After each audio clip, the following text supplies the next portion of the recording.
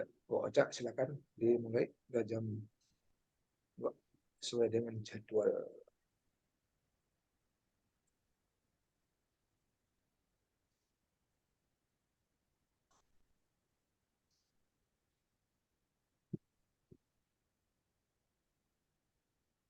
Iya, baik. Selamat siang, Bapak Ibu yang sudah hadir pada acara webinar hari ini.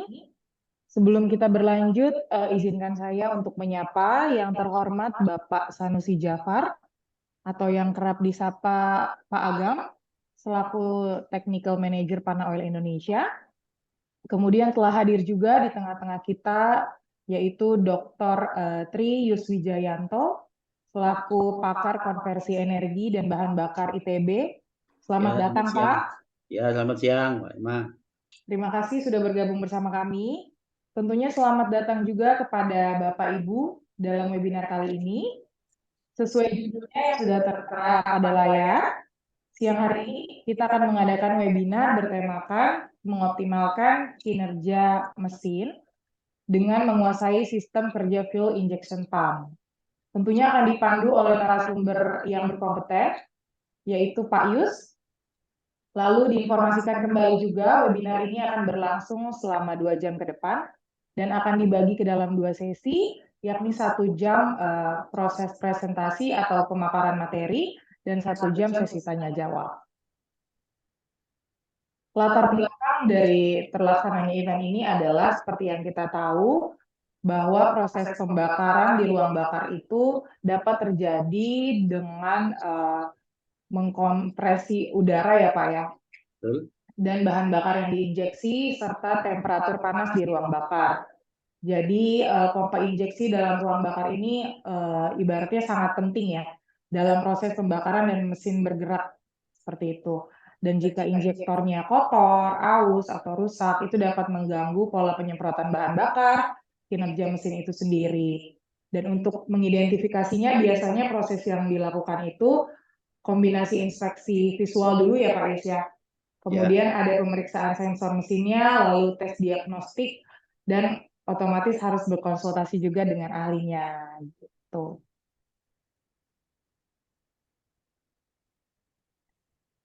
Oke, sebelum ke presentasi Pak Yus, diinformasikan kembali juga webinar terkait webinar rules-nya.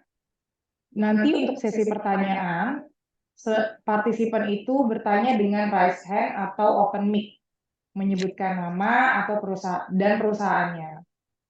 Lalu dilanjutkan nanti ada sesi foto bersama, lalu untuk sesi absensi dan sertifikat itu wajib diisi di akhir sesi webinar.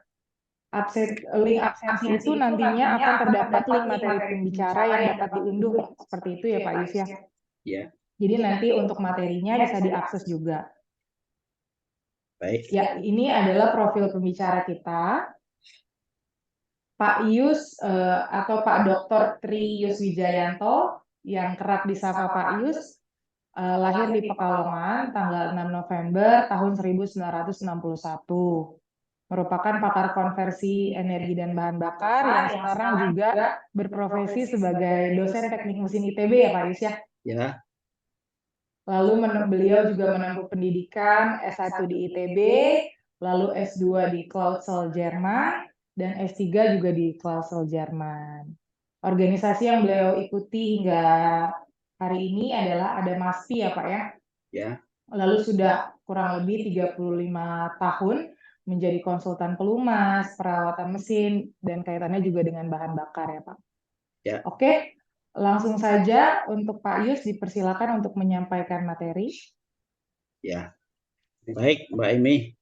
Selamat siang menjelang sore Bapak Ibu semua. Assalamualaikum warahmatullahi wabarakatuh. Salam.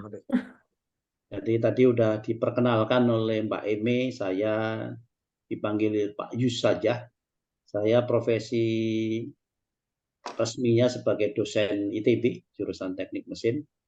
Tetapi sambilannya adalah sebagai konsultan di berbagai perusahaan untuk membantu mereka mengatasi masalah, antara lain di berbagai pertambangan dalam kaitannya penggunaan B35.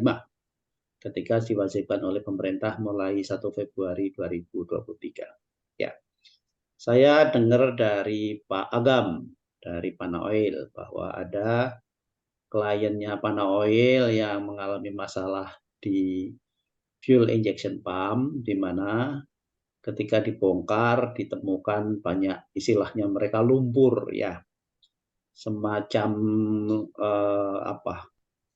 semacam jelaga sebetulnya yang berwarna hitam yang kalau diambil itu seperti lumpur begitu. Nah, mari kita coba telaah dari mana sih sebetulnya datangnya lumpur itu gitu ya. Baik, izinkan saya share screen tentang presentasi mungkin yang bisa menjadi latar belakang dalam diskusi kita kali ini. Ya, bersama. Bentar. Apakah sudah tampak? Sudah, Pak. Baik, oke. Jadi kita akan coba untuk menelaah pompa injeksi bahan bakar mesin diesel. Dan seperti kita tahu mesin diesel ini ditemukan oleh Rudolf Diesel. Dan dulu hambatan utama yang dialami Rudolf Diesel adalah tentang masalah pemasukan bahan bakar ini. Ya, jadi mesin diesel ini baru sukses ketika kemudian dibantu sama Robert Bosch untuk menemukan tentang mensuplai bahan bakar ke dalam ruang bakar di mana bahan bakar ini akan terbakar dengan sendiri ya, akibat udara yang dikompresi mencapai temperatur yang melebihi temperatur nyala dari campuran bahan bakar dan udara gitu ya. Oke. Jadi kalau kita lihat bahwa sistem injeksi motor diesel ini terbagi menjadi dua kategori, yaitu tipe konvensional dan common rail, seperti yang kita kenal sekarang. Dan sejak tahun 2003 ya, ketika kita mengadopsi regulasi emisi Euro 2, maka sebagian terutama yang kendaraan penumpang ringan itu berubah dari yang tadinya direct injection ke common rail gitu ya. Karena dengan common rail kabut bahan bakarnya menjadi lebih lembut dan spray pattern-nya menjadi lebih stabil. Sehingga diharapkan semua bahan bakarnya habis terbakar dalam proses pembakaran yang singkat itu. Dengan begitu maka emisi seperti CO, HC bisa ditekan termasuk C atau SUT sehingga bisa memenuhi standar emisi Euro 2 yang waktu itu diadop. Kemudian tahun 2022 itu diputuskan untuk berpindah dari Euro 2 menjadi Euro 4. Nah, di sini tentu kebanyakan sudah kendaraan beralih ke common rail karena tuntutan batas ambang emisi yang semakin ketat. Kemudian sistem diesel konvensional yang bekerja dengan memanfaatkan kekuatan pompa injeksi agar bisa didapat kabut di ujung injektor itu menjadi sistem yang masih dipakai di beberapa terutama di truk-truk atau di alat berat ya. Pompa injeksi sendiri sebetulnya secara umum terbagi menjadi dua, yaitu tipe yang inline dan tipe yang distribusi atau rotari. Yang inline ini menghasilkan tekanan injeksi yang lebih tinggi dibandingkan dengan yang distribusi. Karena itu yang distribusi dengan bentuk yang lebih kompak kebanyakan digunakan untuk kendaraan kecil atau kendaraan penumpang ringan. Bedanya tipe inline itu bekerja dengan menggunakan plunger yang segaris, sementara tipe distribusi atau rotari itu menggunakan plunger yang memutar dan bergerak maju mundur sehingga muncul tekanan dan muncul juga pembagian untuk meneruskan bahan bakar ke setiap silinder. Kita bisa lihat di sini yang inline itu adalah jumlah katup penerusnya itu sejumlah sesuai dengan jumlah silinder dari mesin dan ukurannya cukup besar di mana planjernya itu berjajar. Sedangkan kalau yang sistem distribusi atau rotary lebih kompak, lebih kecil dengan biasanya untuk mesin diesel dengan jumlah silinder sekitar 4 sampai 6 ya. Ada juga yang 3 untuk kendaraan kecil. Pompa injeksi itu berfungsi untuk mengalirkan bahan bakar bertekanan ke injektor, memiliki 2 jenis yaitu inline dan distribusi. Kemudian digunakan pada mesin diesel dengan teknologi direct injection. Kalau menggunakan common rail tidak ada lagi seperti ini. Pompanya cukup satu, membangkitkan tekanan tinggi saja yang akan disimpan di rel, kemudian dari rel akan ada solenoid valve yang menghubungkan ke injektor. Tinggal nanti solenoid valve ini harus dibuka kapan dan berapa lama untuk menentukan timing injection dan injection duration atau berapa banyak volume injeksi yang harus dimasukkan ke dalam ruang bakar. Kalau kita lihat yang sistem rotary atau sistem distribusi yang biasa untuk kendaraan kecil, itu adalah pemutarnya adalah poros yang berwarna coklat.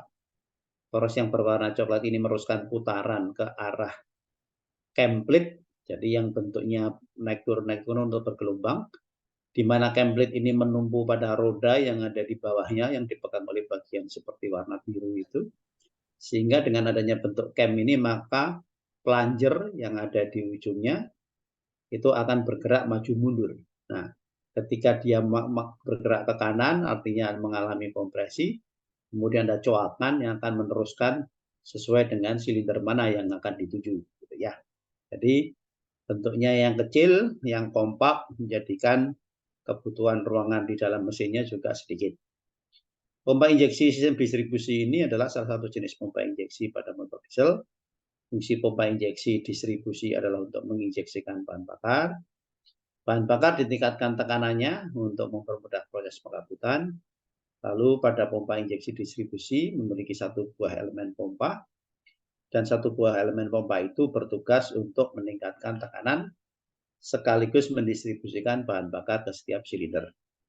Tekanan bahan bakar yang dihasilkan oleh pompa injeksi distribusi ini lebih rendah dibanding dengan pompa injeksi tipe inline ya. Sedangkan kalau dibandingkan dengan common rail jauh lebih rendah lagi karena di common rail itu tekanan yang disimpan di rel bisa mencapai sekitar 1.200 bar. Sedangkan pompa ini hanya menginjeksikan dengan tekanan paling tinggi sekitar 400 bar. Kemudian pompa jenis distribusi ini secara komponennya bisa dilihat di gambar. Jadi terlihat di situ ada template-nya, kemudian ada roller tempat dia menumpu, kemudian ada plunger yang akan bergerak maju mundur yang membagikan tekanan. Ada governor juga untuk mengatur putaran yang menentukan suplai bahan bakarnya. Jadi karena pompa injeksi distribusi ini banyak digunakan karena ukurannya kompak, maka banyak digunakan di kendaraan kapasitas kecil atau menengah. Pompa distribusi ini sebetulnya ada 2 jenis yaitu Vertairer Einspeed Pump atau VE dan kemudian DPA. Tetapi yang jenis DPA ini sudah jarang digunakan. Pompa injection yang distribusi yang jenis VE ini masih banyak digunakan, terutama di kendaraan-kendaraan kecil. Dan dalam proses penginjeksian bahan bakar, pompa injeksi distribusi tipe VE ini bergantian antara satu silinder dengan silinder yang lainnya. Kemudian yang berikutnya adalah tipe inline. Pompanya seperti bisa kita lihat di sini. Kebetulan di sini adalah untuk 6 silinder.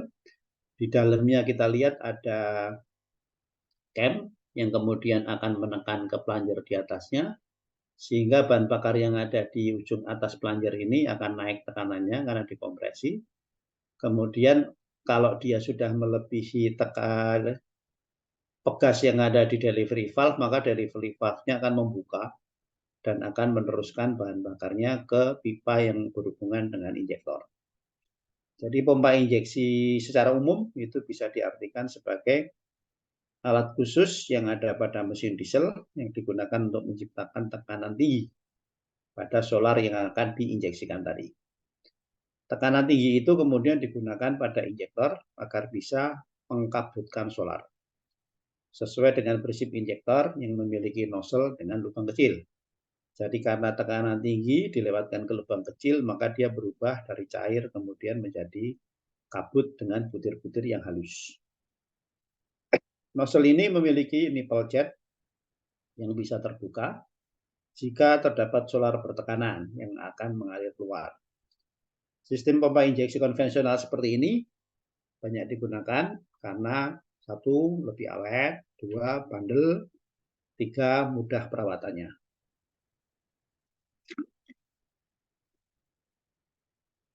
Komponen pada pompa injeksi tipe inline secara umum letaknya ada di samping mesin, di mana persisnya kita urut saja pipa yang berhubungan dengan injektor, nanti ujungnya atau pangkalnya pasti akan bermuara pada pompa injeksi ini.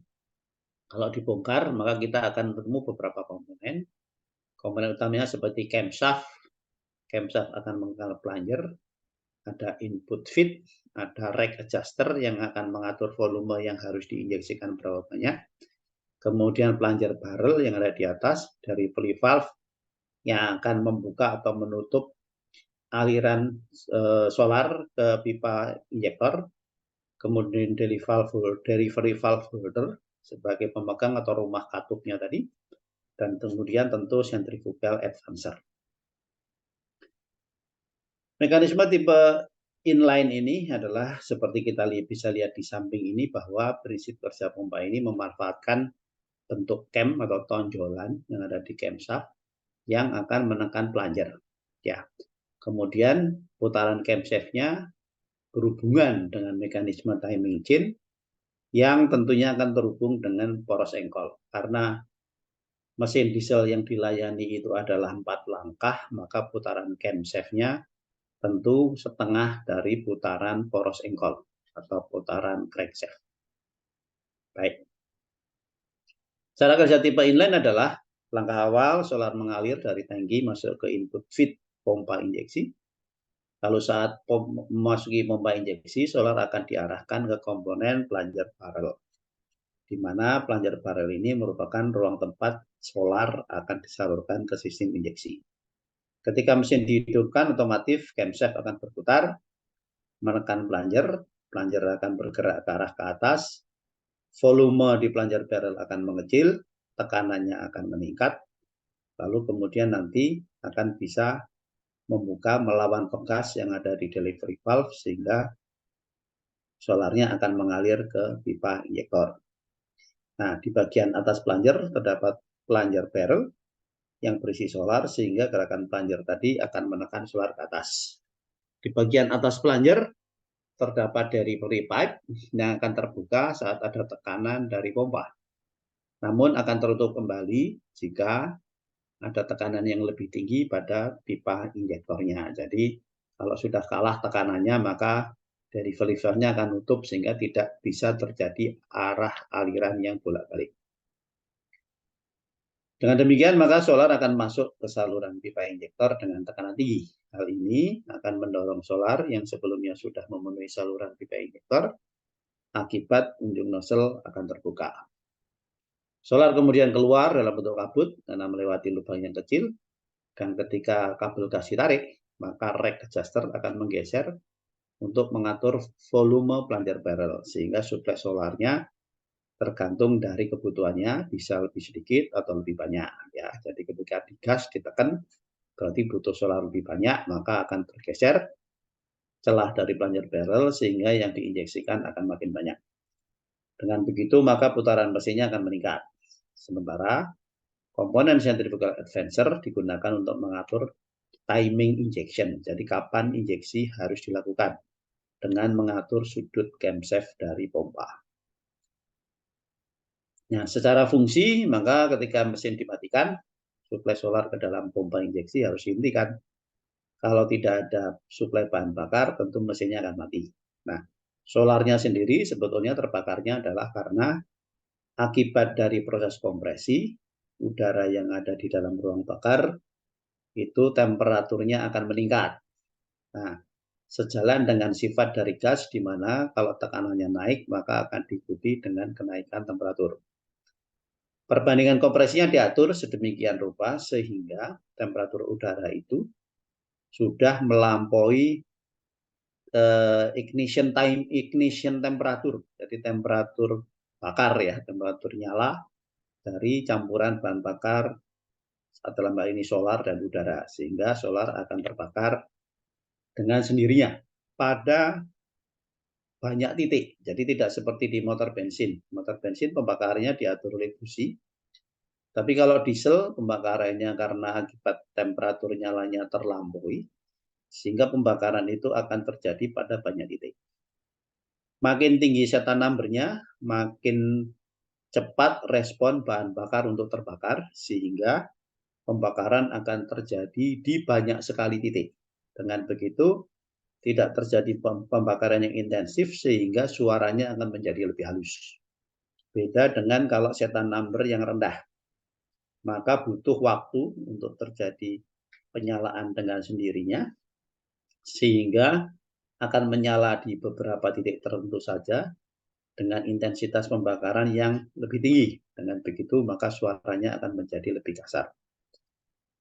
Jadi meskipun dengan menggunakan mekanisme yang cukup sederhana ini, maka terbukti hingga saat ini sistem ini memiliki ketahanan, lebih bandel, perawatannya tidak rumit untuk jenis pompa inline. Nah, kendaraan yang banyak menggunakan jenis pompa inline adalah antara lain Hino seri 500, ya seperti yang ada di gambar ini, yang mungkin banyak sekali digunakan di pertambangan untuk hauling, untuk mengangkut batu bara dari tempat penimbulannya di tambang sana ke pelabuhan, di mana batu bara itu akan ditransport ke tempat yang cukup jauh. Kemudian sistem fuel injection-nya pada Hino 500 FM 260 JD itu adalah seperti gambar yang ada di sebelah kiri ini, di mana di sini kita lihat untuk melayani 6 silinder. Sementara saat sirkulasi adalah bahan bakarnya akan diisap dulu oleh feed pump, di mana feed pump ini melekat pada pompa inline. Lalu kemudian di sana mekanismenya hanya plunger saja, yang ujungnya dikasih roller, lalu rollernya adalah bersentuhan dengan salah satu cam yang ada di pompa inline. Dengan begitu akan ada gerakan maju mundur dan mengisap bahan bakar dari tangki bahan bakar, lalu diteruskan ke filter. Dari filter kemudian akan masuk ke pompa injeksi, lalu di sini tekanannya ditingkatkan lagi untuk menghasilkan tekanan yang mampu membuka delivery valve dan membuka juga katup yang ada di injektor. Dengan begitu akan terjadi kabut di ujung injektor yang berada di dalam ruang bakar. Tentu ada sebagian bahan bakar yang tidak masuk ke dalam ruang bakar, sehingga bahan bakar sisa ini dikembalikan lagi ke pompa inline maupun ke tangki bahan bakar. Nah, Pak Aga mengirimi saya video yang memperlihatkan ketika seseorang membuka pompa inline ini, lalu ditemui seperti ini. Jadi di dalam pompanya terlihat sangat kotor, hitam, banyak seperti jelaga, seperti lumpur ini. Kemudian kalau diambil bentuknya ya seperti lumpur gitu, ya, yang berwarna hitam. Lalu pertanyaannya tentunya adalah lumpur ini datangnya dari mana? Kan? Kok bisa ada lumpur di dalam pompa bahan bakar? Nah, kalau kita lihat pompa injeksi ini yang melumasi di dalamnya komponennya siapa? Ternyata kalau kita cari lebih detail, semua komponen di dalam pompa injeksi ini dilumasi oleh bahan bakar itu sendiri. Jadi poros penggerak pompa injeksi yang berhubungan dengan tadi, dengan pule yang berhubungan dengan timing chain tadi, itu akan memutar cam yang ada di dalam pompa injeksi. Lalu cam ini berhubungan dengan plungernya sehingga bergerak naik turun. Jadi ketika tonjolan camnya menyentuh plunger, tentu akan bergerak naik plungernya, kemudian akan menekan bahan bakar, dan bahan bakarnya melewati valve delivery, lalu masuk ke pipa injektor, dan kemudian akan menyembur ke injektor di dalam ruang bakar. Nah, plunger tentu mempunyai clearance. Artinya karena dia bergerak naik turun, maka dia pasti punya kelonggaran dengan rumah di mana dia berada. Artinya potensi terjadinya kebocoran bahan bakar mungkin besar ya, sehingga bahan bakar yang bocor tadi tentu akan mengalir ke bawah, akan memasuki bagian di mana terjadi kontak antara cam dengan plunger. Jadi kalau seandainya pompa injeksi ini dilumasi dengan oli yang berasal dari oli mesin, maka lama-kelamaan oli mesinnya akan tercampur dengan bahan bakar, sehingga akan menjadi encer. Nah, tentu pelumasan encer merugikan kita karena akan merusakkan komponen-komponen yang bergerak relatif dan bergesekan satu sama lain. Jadi pelumas nggak ada yang masuk ke dalam sistem pompa injeksi ini, yang memang benar-benar bahan bakar lah yang melumasi itu. Karena itu ketika tahun 94 itu ada isu tentang harus dikuranginya kadar sulfur di dalam bahan bakar, maka kemudian terjadilah kerusakan massal pada pompa injeksi ini karena berkurangnya sulfur tadi. Nah, kemudian orang mencari, apakah karena kadar sulfur itulah kemudian pelumasan di dalam pompa injeksi itu terjamin? Ternyata tidak. Jadi ketika proses hidrogenasi untuk mengurangi sulfur, ternyata unsur yang bersifat poliaromatik atau aromatik berantai panjang itu ikut terambil. Dan disitulah sebetulnya masalahnya muncul. Jadi akibat poliaromatik rantai panjang ini berkurang, maka kelumasan kemampuan melumasi dari bahan bakar itu berkurang. Karena itulah kemudian ada aditif tambahan yang ditambahkan untuk lubricity, sehingga bahan bakar kita mampu untuk melumasi komponen dalam pompa injeksi yang bergesekan dan bergerak relatif tadi. Jadi gesekan antar pompa injeksi yang bergerak relatif tadi karena bergesekan tentu menimbulkan panas. Nah, panas inilah yang kemudian memicu terjadinya atau mengkatalis, mempercepat terjadinya proses oksidasi. Di mana kalau kita lihat secara kimia, reaksinya adalah bahan bakar yang terdiri dari hidrokarbon ketemu dengan oksigen menjadi CO2, CO, HC, H2O, dan tentu ada C yang lepas. Nah, C yang lepas inilah yang kemudian kita bisa jumpai dalam bentuk lumpur yang ada di dalam pompa injeksi tadi. Nah, tentu pertanyaannya adalah, kenapa ketika dulu-dulu kok nggak terjadi seperti ini? Kenapa kok baru sekarang-sekarang aja? Nah, kita tahu bahwa sekarang ini kita menggunakan bahan bakar untuk mesin diesel dengan kode B35. Artinya campuran antara 65% solar dengan 35% biodiesel. Biodiesel ini sering disebut sebagai B100 atau FAMI. Ya, sementara solar sering disebut sebagai B0. Nah, kewajiban ini berlaku sejak 1 Februari 2023, di mana bahan bakar solar B0 itu kita dapat dari kilang, hasil proses cracking, hidrogenasi, dan sebagainya, dan mempunyai setana minimum 48. Sedangkan biodiesel itu adalah berasal dari proses transesterifikasi dari crude palm oil atau CPO dengan dibantu oleh metanol dan katalis basa. Nah, biodiesel inilah yang tidak seperti produk yang dihasilkan di kilang minyak, di mana prosesnya mengalami pemanasan yang sangat tinggi, seperti yang bisa kita lihat di sini. Sebentar. Oke. Jadi, kalau kita ingin menghasilkan minyak solar, seperti yang saya ada gambar kereta saya kotakin warna merah itu, maka proses destilasinya harus sampai dengan temperatur sekitar 270. Sehingga karena proses itulah kemudian dihasilkan solar yang tahan terhadap oksidasi karena sudah pernah mengalami pemanasan yang tinggi. Jadi B0 ini punya sifat dalam ketahanan oksidasi jauh lebih bagus dibandingkan dengan biodiesel yang tidak pernah mengalami pemanasan setinggi pada proses yang ada di kilang minyak. Nah, kemudian kalau kita lihat dari sisi pencampurannya, ada yang inline blending, artinya B35 ini tidak pernah disimpan dalam bentuk tercampur. Jadi B35 ini kalau di depo bahan bakar itu dicampur sesaat sebelum ditransport.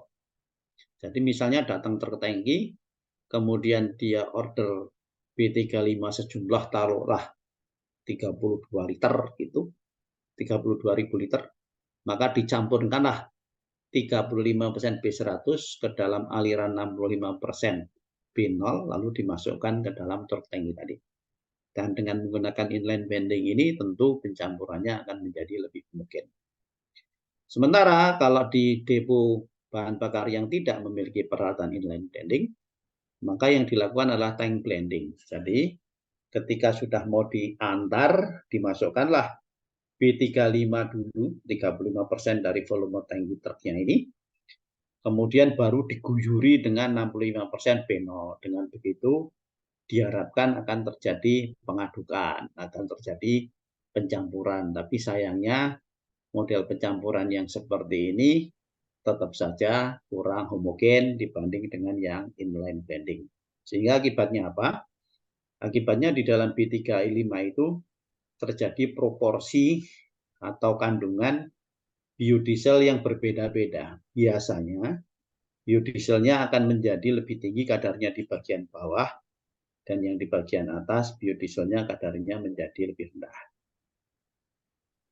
Baik, ini tadi sudah kita bahas bagaimana membuat solar. Nah, sekarang bagaimana membuat biodiesel? Tentu awalnya adalah dari perkebunan kelapa sawit yang dipanen buahnya, kemudian mengalami sterilisasi, mengalami tracing, kemudian diperas, lalu kita dapat minyak, kemudian diklarifikasi, di-clear, kemudian ada pemurnian, ada drying dan sebagainya. Di situ kita akan dapat crude palm oil atau CPO yang kemudian bisa ditransport ke pabrik pengolahan biodiesel. Nah, di pabrik pengolahan biodiesel CPO tadi itu akan direaksikan dengan alkohol sebagai katalis.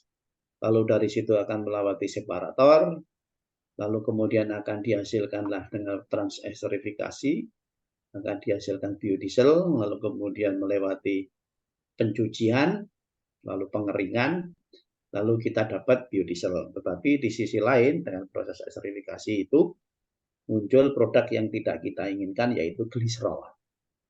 Jadi gliserol ini biasanya dalam bentuk monogliserid itu akan menjadi pengotor di dalam mesin. Kalau dulu tahun 2022 itu kadar monogliseridnya hanya 0,55%, kemudian tahun 2023 ini diturunkan menjadi 0,525%, tetapi karena kadar pelarutan biodieselnya naik 5%, maka kadar monogliserid di dalam B35 juga akan menjadi lebih banyak. Nah, ini adalah spesifikasi dari solar menurut keputusan Dirjen Migas tahun 2020, di mana di sini biasanya kalau B0 ini kita kenal sebagai solar, tapi sekarang sudah nggak ada, karena semua solar itu wajib dicampur dengan biodiesel sebanyak 35%. B0 aslinya mempunyai setan number sekitar 48, kadar sulfurnya secara bertahap diturunkan dari 2500 menjadi 500, kemudian menjadi 50 ppm, tapi sekarang ini masih di sekitar 2000 ppm. Nilai kalorinya 43 mJ per kilogram, densitasnya sekitar 0,8 sampai 0,87, viskositasnya antara 2 sampai 4,5 mm kuadrat per second, dan monogliseridnya 0. Nah, kemudian B100 itu adalah sesuai dengan keputusan Dirjen EBTKE tahun 2022. B100 ini dikenal sebagai FAME, fatty acid methyl ester. Setan numbernya 51, kandungan sulfurnya ya sebetulnya 0 gitu ya. Kemudian nilai kalorinya lebih rendah, kalau tadi 43 ini 37. Densitasnya antara 0,85 sampai 0,89, jadi sedikit lebih tinggi. Viskositasnya misalnya 2,3 sampai 6, jadi lebih tinggi juga. Monogliseridnya 0,525. Nah, dengan dicampurkannya 35% biodiesel ke dalam solar, maka kita akan dapat campuran dengan setan number sekitar 49. Kandungan sulfurnya tentu kalau misalkan di B0 itu 2000 dengan 65%, maka kira-kira pada B35 kandungan sulfurnya 1300 ya, 1300 ppm. Kemudian nilai kalornya karena pencampuran maka berada di antara solar dengan biodiesel dari sekitar 41 megajoule. Densitasnya juga begitu, antara 0,18 sampai 88. Viskositasnya antara 2 sampai 5 dan monogliseriknya sekitar 0,184. Jadi kalau kita bandingkan B0 dengan B35 atau B35 dengan B30, maka kita akan dapat resume seperti ini. Jadi kalau dibandingkan B0 maka bilangan setannya naik 2,2%. Sedangkan dibandingkan dengan B30 yang berlaku tahun 2022, maka bilangan setannya naik 0,3%. Kadar sulfur berkurang 35% dibandingkan dengan B0 dan dibandingkan dengan B30 berkurang sekitar 7,1%. Nilai kalorinya dibanding dengan B0 turun sekitar 5%, dengan B30 turun sekitar 0,7%. Densitasnya naik sekitar 1,1, bandingkan dengan B30 naik sekitar 0,2. Viskositasnya naik sekitar 9,7 dibanding B0, lalu dibanding B30 naik 1,3. Nah, monogliseriknya dibandingkan dengan B30 itu naik sekitar 11,4 dan inilah salah satu yang menjadi penyebab kotornya filter, kotornya fuel injection pump pada mesin diesel. Jadi kalau bilangan setannya naik, itu kira-kira pembakarannya membaik. Kalau sulfurnya turun, kira-kira berarti usia pakai catalytic converter mantap. Kalau nilai kalorinya turun, berarti konsumsi bahan bakar yang menjadi lebih boros. Densitas naik 1,1 dibanding B0, artinya energi densitasnya atau liter kandungan energi per liternya naik, turun ya. Kemudian viskositasnya naik 9,7, artinya ada potensi butir kabut injeksinya membesar sehingga emisi HC-nya bisa naik dan ada potensi pelarutan bahan bakar ke dalam pelumas. Kemudian monogliserid naik 11,4% banding B30, artinya filternya akan menjadi lebih kotor termasuk lumpur di dalam pompa injeksi meningkat.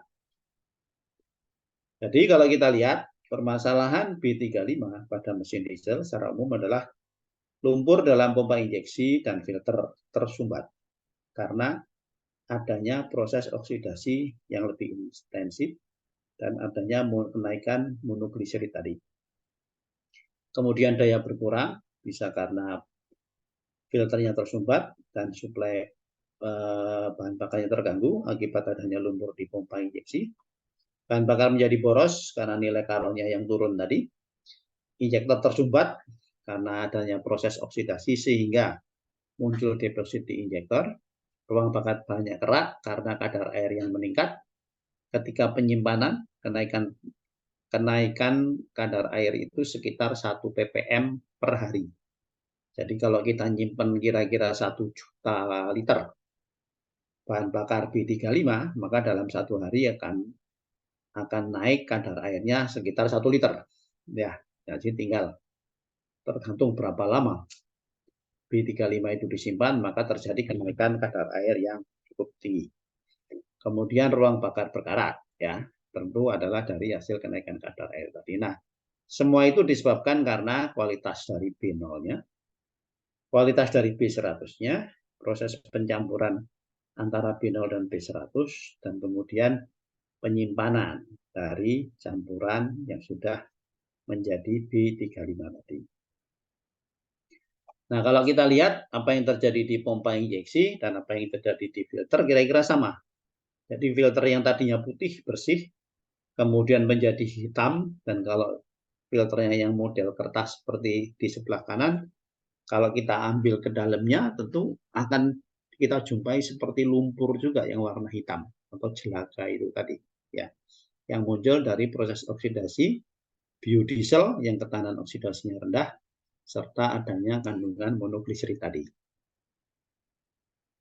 Nah, jadi kalau kita kembali kepada masalah B35 tadi, di mana ruang bakar berkarat, filter tersumbat, daya berkurang, deposit pada injektor, deposit pada ruang bakar, bahan bakar boros, itu semua berasal dari satu, sifat higroskopis dari B100, sehingga terjadi kenaikan kadar air sekitar 1 ppm per hari, sehingga terbentuk emulsi, tempat di mana tumbuhnya bakteri, jamur, dan macam-macam yang bisa menyumbat ke filter.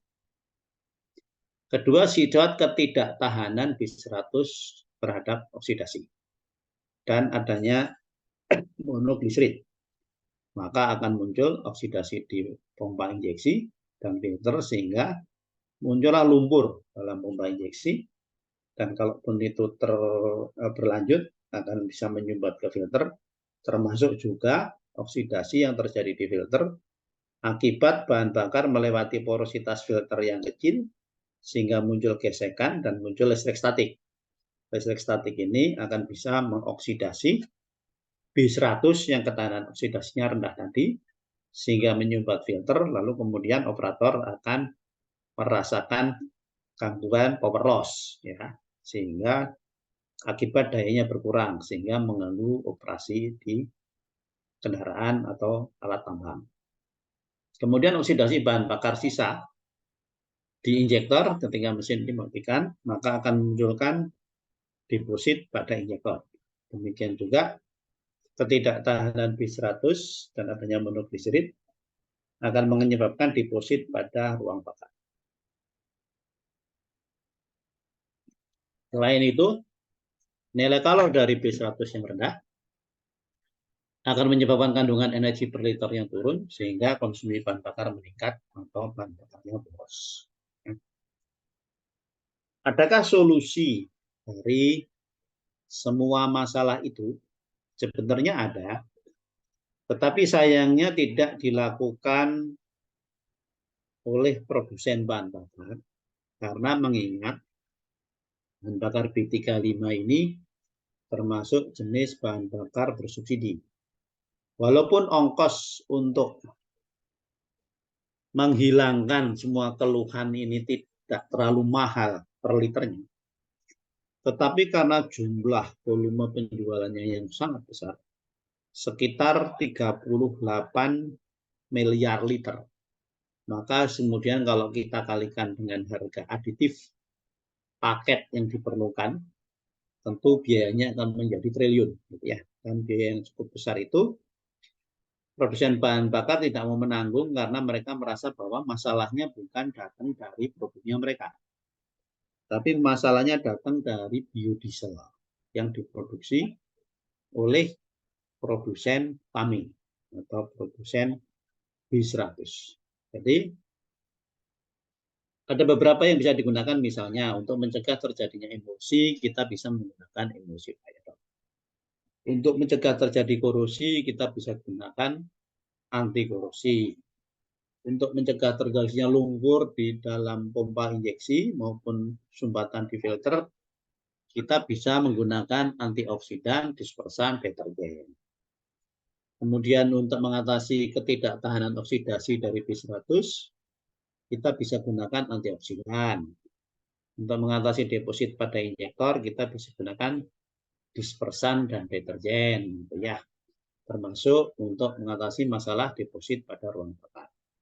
Dan untuk mengatasi penurunan kandungan energi di dalam bahan bakar, maka kita bisa menggunakan setan improver yang akan menaikkan setan number sehingga kenaikan tekanan akibat pembakaran yang dicapai bisa lebih tinggi. Dengan begitu, daya yang dihasilkan mesin akan meningkat.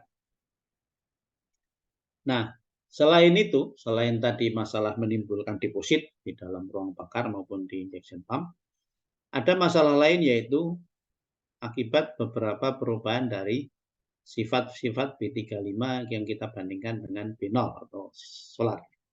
Misalnya, setan number sedikit meningkat. Berarti tekanan pembakaran akan naik, blue bay-nya akan meningkat. Kemudian viskositas yang meningkat, dropletnya membesar, dan sisa BBM yang tidak terbakarnya akan bertambah. Selain itu, viskositas ini juga dibantu dengan lubricity, sifat dari biodiesel yang lubricity-nya itu bagus karena licin. Ya, dan itu akan ikut di dalam sisa bahan bakar yang tidak terbakar, termasuk ada peningkatan kadar air dan sulfur yang berkurang.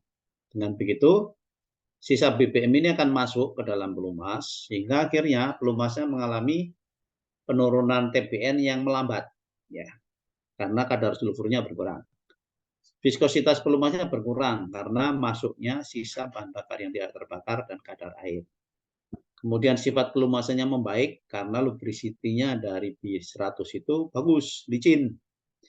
Kemudian stabilitas oksidasi berkurang karena memang sifat dari B100-nya, dan ketahanan foaming-nya berkurang. Akibatnya cukup lumayan menimbulkan foaming. Tetapi anehnya, TBN-nya itu tidak berkurang. Walaupun viskositasnya turun, walaupun oksidasi meningkat. Wear metalnya pun normal. Ya. Jadi di situ ada indikasi bahwa kemungkinan ada B100 training itu pakar ITB itu. yang terlarut ke dalam pelumas, sehingga sifatnya yang licin itu memperbaiki sifat pelumasannya. Baik, jadi secara umum kita bisa resumekan bahwa pelumasan komponen dalam pompa injeksi itu dilakukan oleh bahan bakar, tidak ada hubungannya dengan pelumas. Saat ini bahan bakar mesin diesel yang banyak dipergunakan adalah biosolar B35 yang merupakan campuran 65% solar dengan cetana 48 dan 35% biodiesel atau B100 atau FAMI.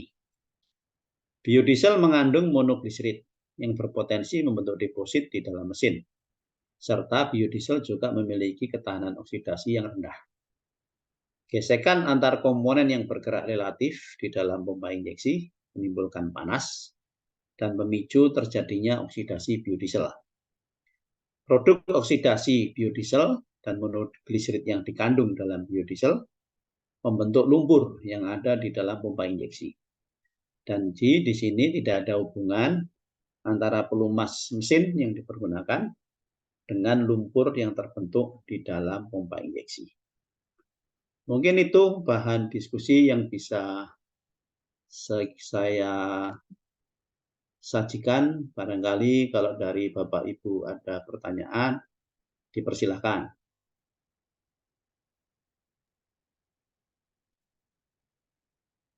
Baik, untuk selanjutnya masuk ke dalam sesi tanya jawab. Ada yang ingin bertanya?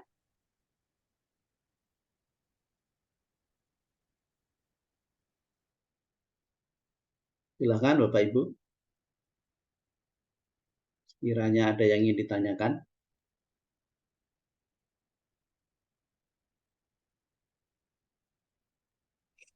Halo teman-teman peserta webinar, silakan jika ada Halo. pertanyaan.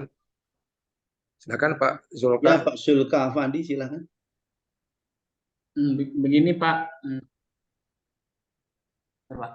Silakan, Ya. silakan Pak Zulka. Baik Pak. Tadi sudah dijelaskan oleh Pak Tri tentang bagaimana bahwa pelumas itu tidak mempengaruhi kotornya dalam supply pumpnya atau injection pumpnya itu Pak ya. Ya. Di sana tadi kan Bapak menjelaskan bahwa bahan bakar itu bisa mempengaruhi ke pelumasnya bahan bakar. Ya Pak, betul.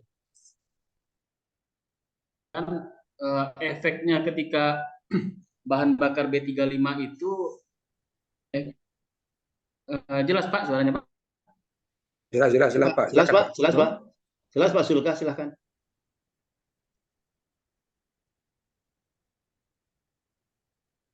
Suara Bapak putus-putus Pak. Nah, silakan ya baca Pak Zulka, nanti kalau itu ya sampaikan ke Pak Tri. Sepertinya jaringan saya yang down nih Pak. Sebentar Pak. Ya. Ya, Pak Zulka, kita tunggu.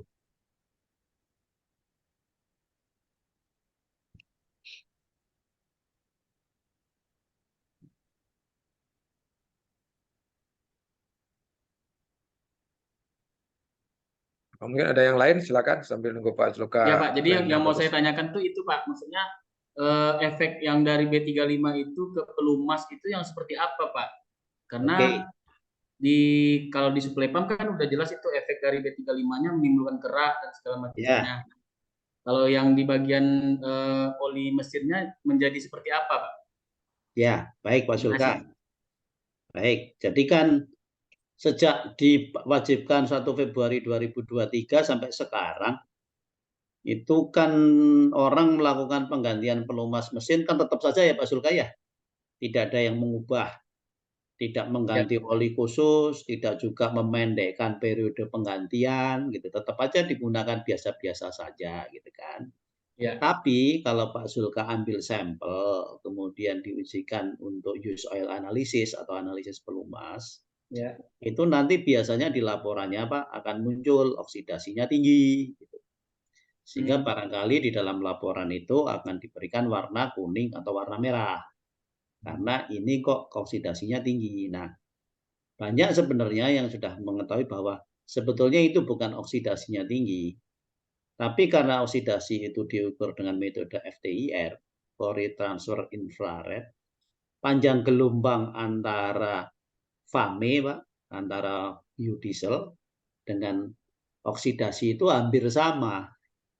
Sehingga orang mengartikan bahwa ini terlarutnya FAME di dalam pelumas itu sebagai kenaikan oksidasi yang terjadi di dalam pelumas, padahal bukan, gitu Pak. Karena kalau mestinya, kalau kadar oksidasinya itu meningkat pesat, itu kan TBN-nya harusnya turun Pak.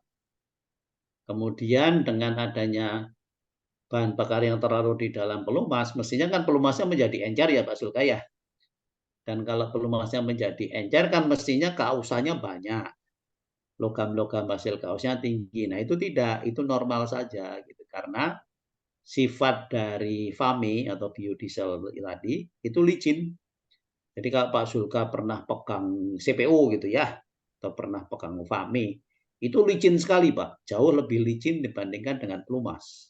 Jauh lebih licin dibandingkan dengan solar. Nah itu mengurangi gesekannya juga gitu. Sehingga kausanya mengecil. Ya, perubahan TBN-nya kecil saja, walaupun viskositasnya turun gitu Pak. Iya. Gitu. Jadi karena itulah kemudian nggak ada Pak keluhan dari pengguna. Olinya pakai yang biasa-biasa juga nggak masalah. Ganti olinya tetap 5.000 atau 10.000 juga nggak masalah. Gitu ya. Iya, iya. Karena emang sebetulnya ya pengaruhnya ada tapi nggak negatif lah begitu.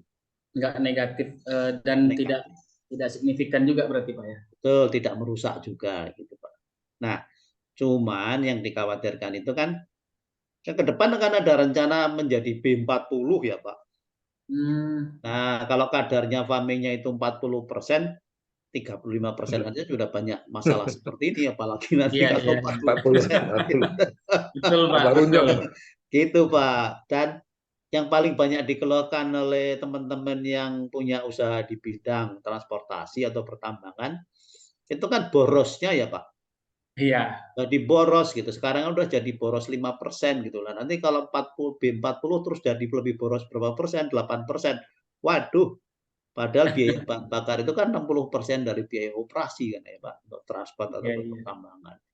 Jadi itu yang signifikan, yang mungkin banyak dikeluhkan. Selain tadi masalah interupsinya operasi. Misalkan kalau di pertambangan alat berat, kalau truk yang untuk hauling juga mungkin frekuensi pengangkutannya menjadi berkurang ketika ada interupsi harus ganti filter kan gitu ya Pak. Iya. Karena kebetulan mungkin dayanya berkurang sehingga kalau truk hauling jadi nggak kuat nanjak. Kalau alat berat jadi nggak bisa ngangkut gitu ya.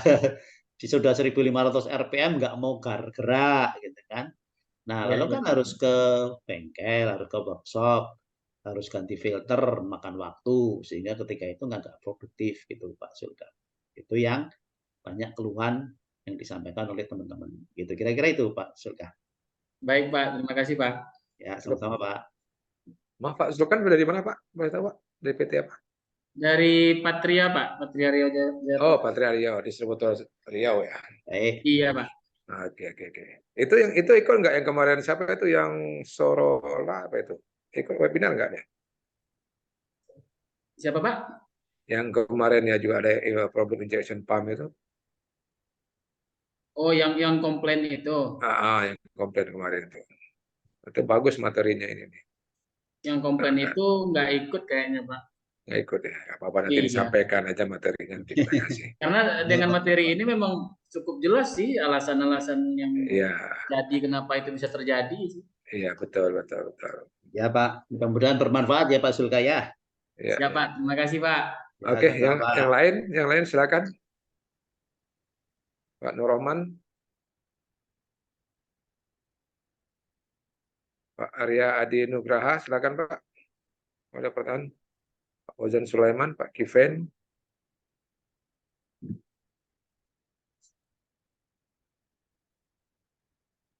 Bilang Pak, nggak usah malu-malu Pak, kita sama-sama belajar nih, mumpung ada dosen ini dosen kalau ngajar satu semester nih Pak nih 3 SKS nih, kita cuma 2 jam nih.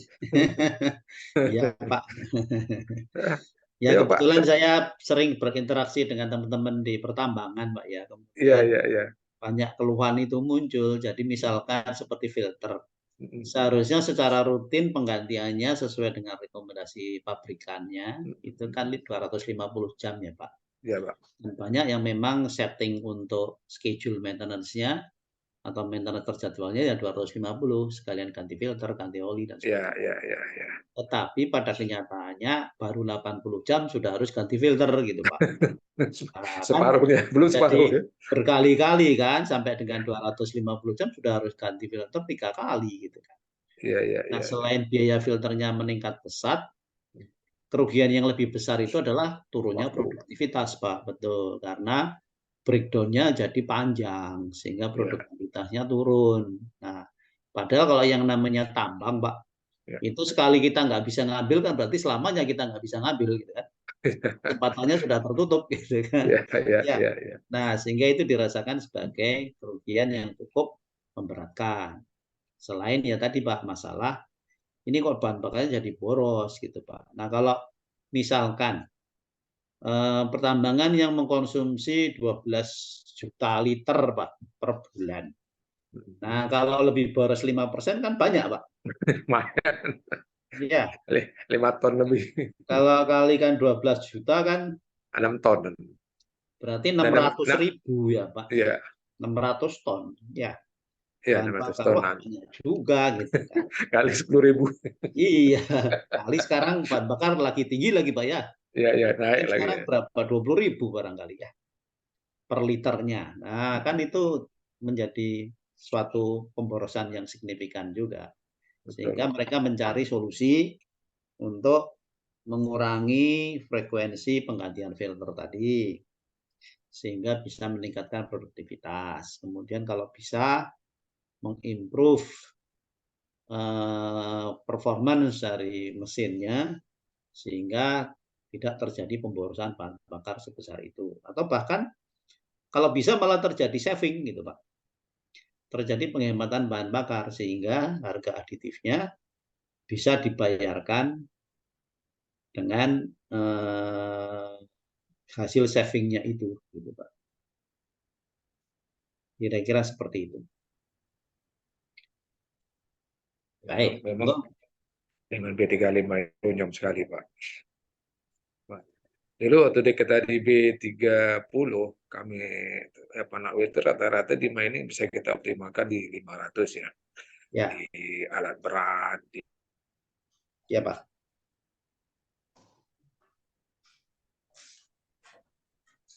Oke, baik. Ada pertanyaan barangkali dari yang lain?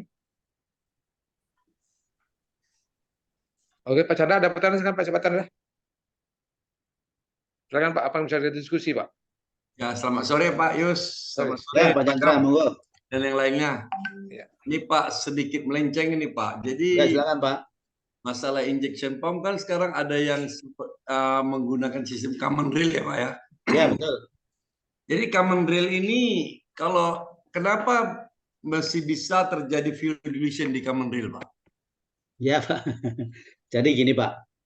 Common rail ini walaupun menggunakan pompa bertingkat ya Pak Pak. Pertama pompa supply dulu untuk mensuplai ke pompa tekanan tinggi. Habis itu di pompa tekanan tinggi dinaikkan Pak sampai dengan 1.200 bar. Lalu disimpan di pipa kecil yang secara volume cukup untuk mensuplai semua silinder dengan tekanan 1.200 tadi. Nah, kemudian dari pipa kecil ini atau common rail tadi Pak, kemudian berhubungan dengan injektor yang diatur oleh solenoid valve. Jadi kapan dia membuka, berapa lama dia harus membuka, itu sangat fleksibel ya Pak. Tergantung dari kualitas bahan bakar, tergantung dari kondisi operasi yang harus diatasi. Ya, misalkan ketika bahan bakarnya memiliki setan number tinggi, maka timing injection ini akan diatur dekat dengan titik mati atas, kan gitu ya Pak. Kalau misalnya setannya rendah, maka akan diatur agak jauh dibandingkan dari titik mati atas. Sementara ketika butuh daya yang besar, suplai bahan bakarnya lebih banyak, maka durasi pembukaan katup solenoidnya ini menjadi lebih lama. Jadi dengan model common rail itu, maka ketika dibuka Pak, karena tekanannya tinggi, maka kabutnya kan menjadi halus ya Pak. Lalu bentuk spray pattern-nya kan tetap lebar gitu ya Pak. Tidak kecil, tidak kencing lah gitu ya, karena tekanannya tinggi. Sehingga bentuk sepanjang penyemprotan itu spray pattern-nya konstan, butirnya juga halus konstan. Nah, tetapi Pak, pada kenyataannya, karena misalkan pada 3.000 RPM lah gitu ya Pak, 3.000 putaran per menit, akan terjadi pembakaran kira-kira setengahnya, jadi sekitar 1.500 per menit. Kemudian kalau kita bagi jadi detik Pak ya, jadi 5 dibagi dengan 60, maka kalau 3.000 bagi 60, 50. Jadi kira-kira akan terjadi 25 kali pembakaran per detik Pak. Jadi kalau kita lihat jam kita itu cuma tik gitu, dia sudah 25 kali nyemprot. Nah, artinya waktu pembakaran itu kan pendek sekali Pak. Sehingga walaupun kabutnya sudah halus tadi, tidak habis juga gitu Pak. Tidak habis juga, masih ada juga bahan bakar yang tidak terbakar. Nah, tentu karena antara piston dengan silinder itu ada celah, dan antara ring piston dengan silinder juga ada celah, maka ada sebagian yang ikut turun ke bawah, ikut tercampur dengan oli. Lalu kemudian kalau kita ambil sampelnya, kita analisis, ada juga Pak fuel dilution di dalam pelumas kita. Walaupun kalau Pak Chandra bandingkan dengan yang direct injection, ya potensi fuel dilution-nya akan menjadi lebih kecil Pak. Ya, betul. Karena kabut yang halus tadi, sehingga kemungkinan lebih banyak terbakarnya lebih lah gitu, kira-kira begitu. Gitu Pak Chandra. Betul Pak.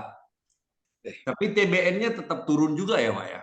Nah, kalau TBN ini kan pengaruhnya gini Pak, tidak hanya dari sisi fuel dilution, karena fuel dilution kan juga menurunkan ketahanan oksidasi ya Pak. Iya Pak. Tetapi pelumasnya sendiri itu kan dengan panas Pak, maka dia teroksidasi juga. Nah, produk oksida itu kalau kemudian ketemu dengan uap air bersifat menjadi asam Pak. Karena sifatnya hasil produk oksida itu asam, maka dia akan menurunkan TBN. Nah, TBN kita itu kan minimum ya Pak. Persyaratannya itu kan 20 kali kandungan sulfur di dalam bahan bakar yang dihitung dalam persen. Jadi misalnya ya Pak, kita kan kadar sulfurnya solar itu kan 2000 gitu ya. 2000 ppm. Kalau dijadikan persen berarti kan sekitar 0,2 ya Pak. 0,2 kali 20 Pak. Jadi minimum TBN itu 4. Tetapi kebanyakan produsen pelumas kita kan naruh TBN-nya sekitar 7 dan 8 ya Pak. Sehingga nanti dengan gradasi adanya proses oksidasi tadi, turunnya ke 4 itu butuh waktu lah. Betul. Yang akan bisa menjamin stabilitasnya selama pelumas itu digunakan. Misalnya 5.000 km lah, atau mungkin 250 jam gitu Pak. Sehingga ketika itu TBN-nya masih dalam batas normal. Yang ditoleransi juga Pak, biasanya sebagai batas ambang itu kan turun 25% ya Pak. Jadi kalau misalnya TBN aslinya 8, turun 25% berarti turun 2. Artinya masih 6 kan Pak? Nah, 6 masih di atas 4 harganya, jadi masih aman gitu kira-kira Pak Chandra. Baik, Pak. Ya Pak. Kita sebentar lah ya. Baik. Cukup dimengerti, Pak. Nah, Baik, itu kan Pak. ada satu customer yang pakai 500 itu yang Euro 4, ada fiducian kan nggak terima Ya. ya kan? Cuma semakin kecil, Pak. Hanya Ya. beberapa saya lihat ini. Betul Pak. Nah, justru dengan B35 itu Pak, karena viskositas B35 itu lebih tinggi dibandingkan solar, maka butirnya tidak sehalus kalau dia pakai B0 Pak. Oke. Nah, ketika Ya. itulah fuel dilutionnya nambah Pak. Jadi sebetulnya bukan salah alatnya, bukan salah olinya Pak ya. Ya. Tapi bahan bakarnya yang karakteristiknya berubah gitu. Lebih kental gitu Pak, sehingga viskositasnya naik, butirnya menjadi lebih besar. Sisa bahan bakarnya yang diinjeksikan 25 kali per detik tadi gitu Pak. Jadi lebih banyak gitu Pak. Jadi munculnya fuel dilution di olinya. Gitu. Kan dari mana lagi Pak datangnya fuel dilution kalau nggak dari ruang bakar kan gitu ya Pak. Betul. Betul Pak. Oke. Baik, ada Terima lagi kasih mungkin? Pak atas penjelasannya, Pak. Sama-sama Pak Chandra. Jelas ya, Pak Chandra. Sudah jelas, Pak. Mungkin Bapak kalau misalnya nanti lain waktu punya pertanyaan, barangkali yang sekarang idenya belum muncul. Di presentasi saya itu di belakang ada email, ada nomor HP juga. Jadi kalau mau WA boleh, mau lewat email monggo silahkan. Materinya nanti mungkin bisa diminta ke Mbak Emi. Nanti kita bagi Pak. Ya baik Pak. Yang lain silakan.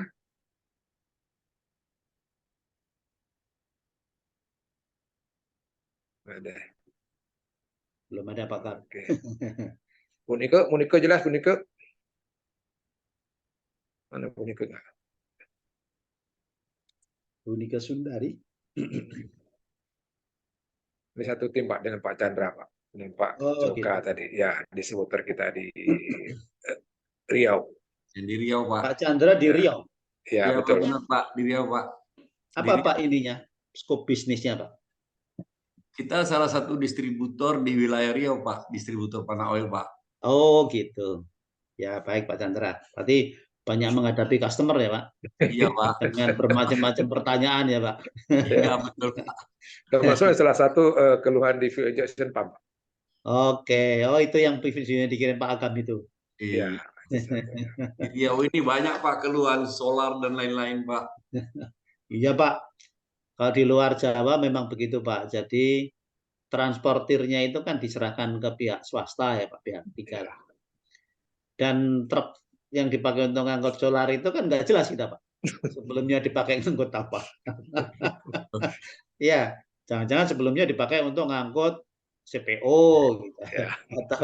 Atau untuk ngangkut misalnya oli gitu. Habis itu dipakai untuk ngangkut oli bekas misalnya ya Pak. Kemudian habis itu dipakai untuk ngangkut bahan bakar. Jadi keluhan teman-teman di lapangan itu Pak, ada dua Pak. Pertama adalah warna bahan bakar yang mereka dapat itu hari ke hari berubah-ubah Pak.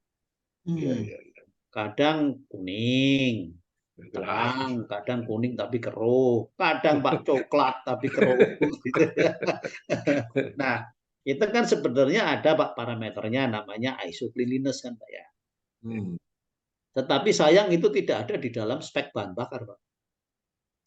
Nah, kenapa kok tidak ada di spek bahan bakar? Karena dari kilang itu ketika diproduksi Pak, itu warnanya juga berubah-ubah tergantung dari crude oil-nya datang dari mana Pak, minyak mentahnya datang dari mana. Ada yang minyak mentah menghasilkan kuning-kuning, ada yang minyak mentah yang menghasilkan nanti coklat gitu. Nah, sehingga kalau dipakai diwajibkan di dalam spek, nanti kadang-kadang out of spec Pak.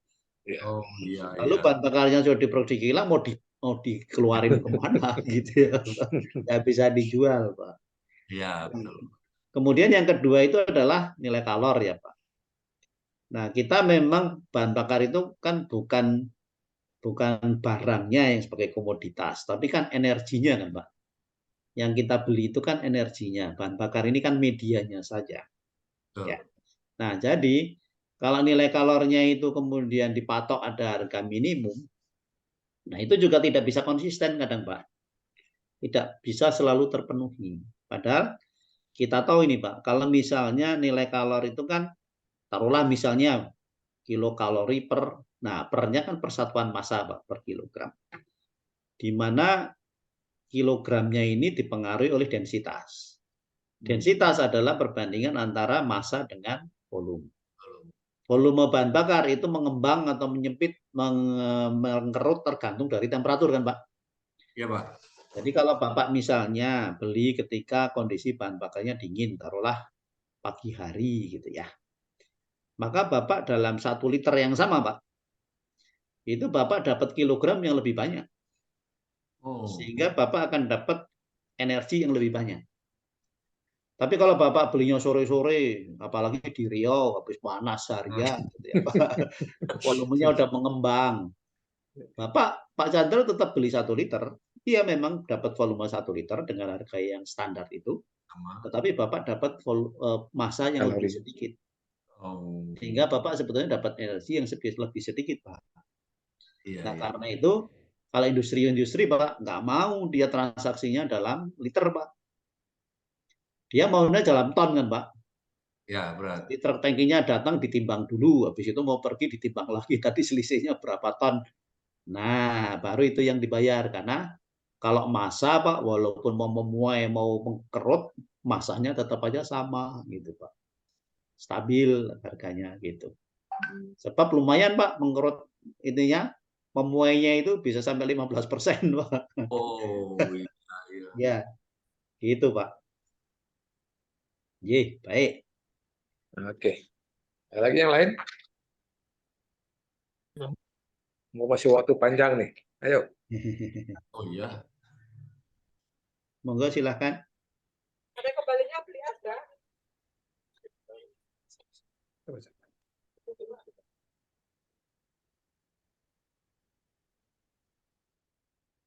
Pak Nofri Andika, ada pertanyaan Pak? Pada malu-malu kayak ini Pak. Cukup Pak. Cukup ya. Jelas ya. Penjelasan saya cukup bisa ditangkap kan Pak? Bagus Pak. Cukup jelas sih Pak kalau penjelasan Pak. Oke, barangkali mungkin belum muncul idenya sekarang Pak. Jadi mohon nanti Bapak Ibu kalau ada pertanyaan silakan di WA saja ke nomor HP yang saya cantumkan atau di email monggo boleh.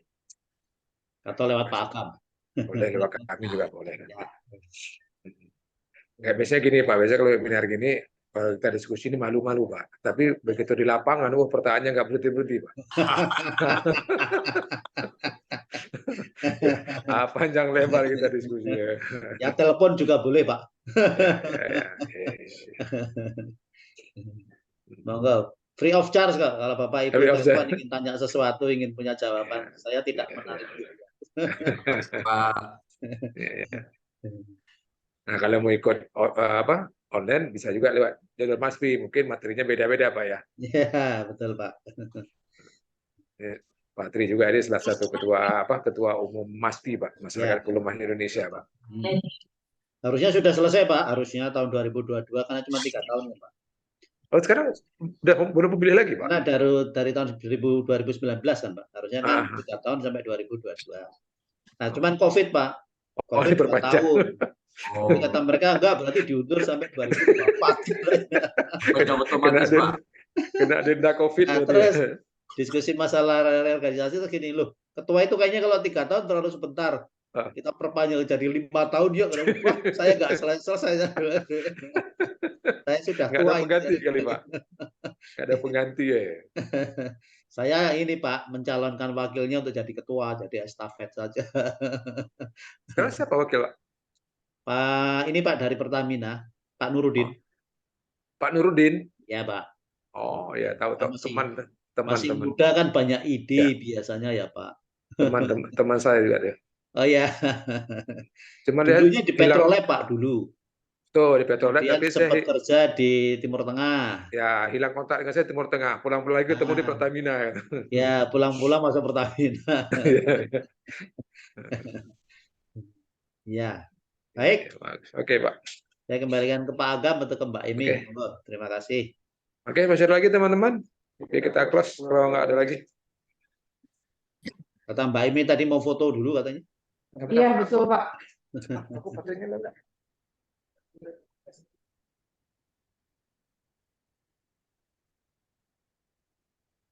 Untuk Pak Indra Jaya, materinya akan di-share nanti setelah mengisi absensi ya.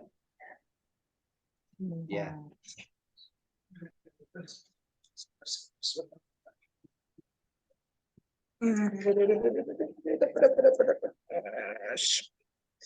Alhamdulillah dapat. Ada darurat baterai. Oke, kita foto bersama dulu, baru nanti linknya akan di-share. Oke, teman-teman ikut webinar tolong dibuka videonya. Jadi kita buat foto dokumen kami.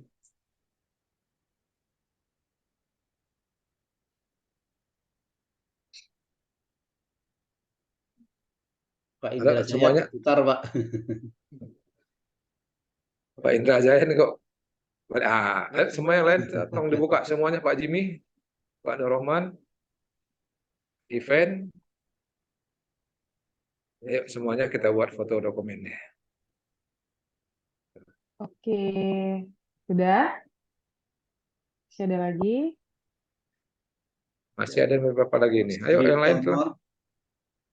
Pak Indra Jaya, Pak Jimmy. Pak Pak Nur Dwi, Pak Dwi. Rahman tidak pakai webcam, Pak. Oh, oke. Mungkin sedang ada yang di luar juga. Kita langsung foto bersama Oke, aja. seadanya nanti. Ya. Oke. Smell. Lagi nyeting masih terbalik. Oke, baik. Oke, Pak. Oke, Pak. Iya, Pak. 1, 2, 3. Oke. Oke, makasih semuanya Pak. Mudah-mudahan dengan webinar ini kita bisa silaturahmi. Kami rencanakan tiap bulan mengadakan webinar lagi. Nah, cuma mungkin materi kami akan cari narasumber nanti. Nah, kalau tinggal tunggu dari kami nanti link layarnya. Insya Allah bulan depan kita lakukan lagi. Untuk link absensi bisa dilihat di layar, mungkin bisa di-scan melalui gadget masing-masing, atau linknya nanti saya berikan juga di kolom chat. Nah, untuk bapak-bapak dan ibu-ibu yang perlu untuk mendapatkan sertifikat, tolong diisi data di absensi. Karena kalau nggak diisi data absensi, sertifikat nggak keluar nanti sama Bu Ocha.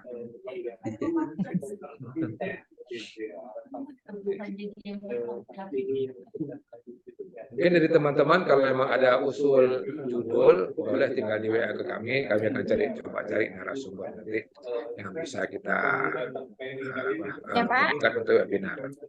Ya, Pak. Pak Indra audio tolong tutup dulu Pak Indra.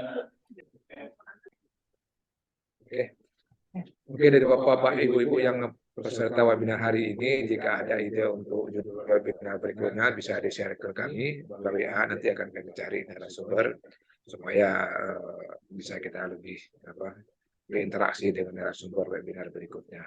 Mungkin Pak Tri juga akan kita pakai lagi berikutnya, cuma kami akan cari judul dulu Pak. Ya, baik Pak. Nah. Untuk Pak Bambang Setiadi mungkin sudah bisa diakses Pak linknya? Ya aja sih. Jadi sudah Bu. Pagi, oke. kantor dulu, Terima kasih Bu. Kantor. Oke, baik Pak. Oke, terima kasih semuanya. Ocha, terakhir. Ya, oke, untuk webinar kali ini sudah selesai.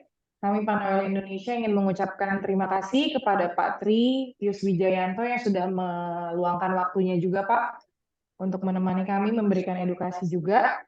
Next-nya tetap akan diadakan webinar seperti yang sudah disampaikan Pak Agam juga. Untuk link absensinya juga jangan lupa diisi untuk mendapatkan materi dari Pak Yus yang tadi sudah dijelaskan. Terima kasih, saya tutup webinarnya. Selamat sore. Sore. Terima kasih semuanya. Ya, sore Bu. Tadi nggak dibahas kan?